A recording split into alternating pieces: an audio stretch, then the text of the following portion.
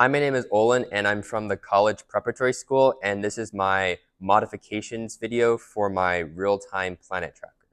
So the main thing that I did here was there were two main additions. The first being this wooden kind of like backside right here, just to kind of like provide, just kind of like to seal it off a little bit and like kind of like provide that like third wall to it.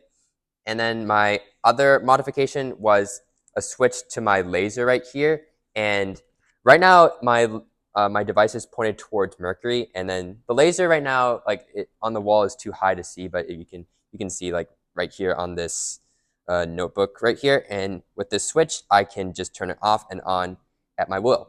And this switch does not affect the function of the servos. So this is just purely kind of like to kind of like as an energy consumption or like preservation kind of measure, because if I just had the laser just always on when I'm tracking, when it's just like not moving at all or like very little, then it's not really necessary. And like once you see where the laser is the first time, you kind of like you don't really need to see it again. So after you see it, you can just turn it off, uh, and then the servos still work with that.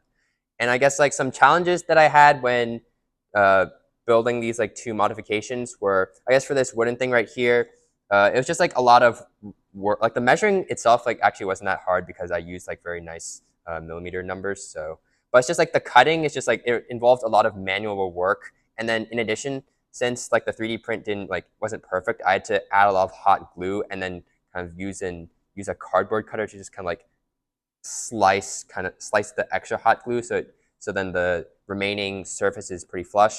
And then for the laser, some challenges were like because like originally you can see here that I had to use a heat shrink and I had to solder like a separate wire to this. And this is because if I just use like these things right here, like when I plugged them in, it didn't really, the connection wasn't that strong. And even when it just, if it moved slightly, then it would just like turn off when it wasn't supposed to, or like the circuit would disconnect.